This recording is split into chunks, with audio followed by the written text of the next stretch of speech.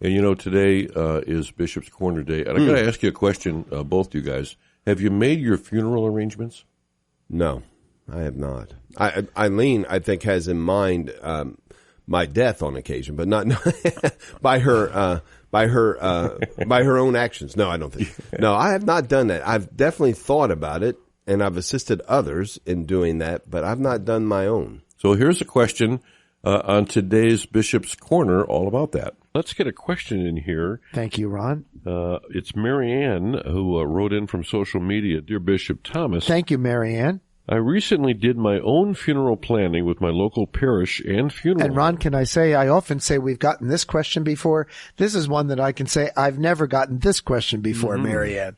Yeah, she, in parenthesis, if I don't anticipate. I'm glad she added this. Yes, I don't anticipate an imminent death, just getting my ducks in a row for the future. Good for you. Just out of curiosity, do you have funeral plans made already? It seems like something bishops and probably all priests probably think about in advance. Do you mind sharing some of what you have planned? Will you be buried in Toledo or Philadelphia? If you're ever assigned to a different diocese, will your burial plans change to that diocese? Any readings or hymns picked out already? Is there anything about a bishop's funeral that is different than a normal funeral? Some good questions, Marianne. Wow, Marianne. So this isn't just one question. This is multiple questions, right? I'm happy to know that death is not imminent. And good for you as an example to other viewers and listeners. It's important for our families, for our peace of mind, to plan ahead. So good for you for having a funeral plan in place. And I would hope a will in place. And maybe even, as you've said, your own funeral planning with your parish and local funeral home. I would really encourage and invite everyone to do that. It really makes life easier when the sad reality of death comes for us. So I'm just going to try to take these one at a time, Ron, and get through them. You flag me if we're out of time, all right? Because I know we have to go to a break. So just out of curiosity, now remember, Marianne, curiosity killed the cat, but I'll answer them anyway. Do you have funeral plans made already? Yes. But I hate to tell you that I have notes, but they're not yet fully written down. So shame on me, mea culpa, mea culpa. And your question is going to be my impetus to do it because my priests are listening and they should have a funeral plan with us. Because you say, it seems like something bishops and probably all priests probably think about in advance. You've got it, Marianne. And as a diocese, we recommend to our priests, certainly, that they have a will, a last will and testament, and that they have, and we have a form that they fill out, a funeral plan. And that includes things like readings and music and who are the family members, do they have this or that in place, etc. Now, do you mind sharing some of what you planned? And there is one thing of my plan, Marianne, that I will share, which might seem strange to others, but if you've ever seen a cardinal or a pope buried, during the Mass, their casket is not placed on what we normally do. It's called a church truck, which has wheels on it, sits up high. They are placed on the ground. Now, I don't want that because I think I should be a cardinal or a pope. Not at all. But it is truly, I believe, a sign of humility. And I just prefer that.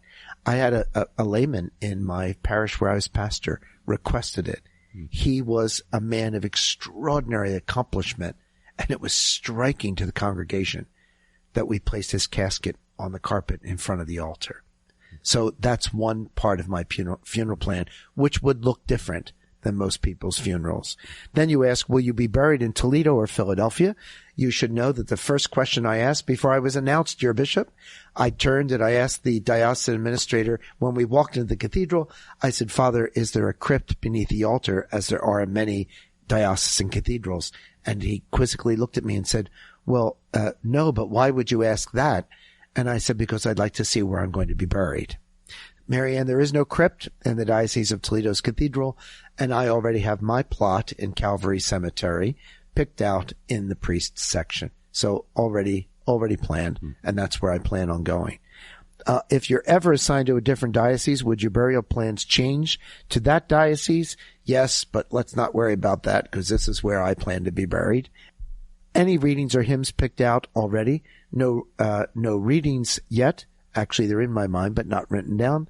No hymns written down, but certainly one of them will be O Magnum Mysterium. I'll let you look that up. Is there anything about a bishop's funeral that is different than a normal funeral? Everyone's funeral in the Catholic liturgy is the same.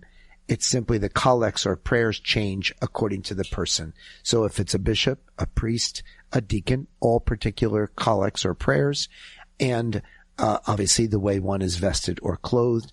And something that people don't know, when a deacon, priest, or bishop lies in state and then his body is there at the funeral, his body is the head at the altar and the feet to the congregation, because that's as it was in life, in Mass and serving and in celebrating the liturgy. A layperson's body is laid with the feet at the altar and their head toward the congregation, because if you stood them up, they'd be facing the altar. If you stood up a priest or a deacon or a bishop, they would be stood up and they'd be facing the people. So that's just one little tiny difference. And of course, a bishop is buried as a priest, fully vested, and a bishop is buried wearing a mitre. And if he dies in the sea, sometimes they'll put the crozier actually in the casket or at the foot, right at the foot of the casket. So these are some of the things, but he wears his insignia even in death. Good. Thanks, Marianne. What a unique question. It's not even November in the time of All Souls. That's right. Thank you. Learned something here today on the Bishop's Corner. Thank you very much for that question, Marianne, and for your answer, Bishop.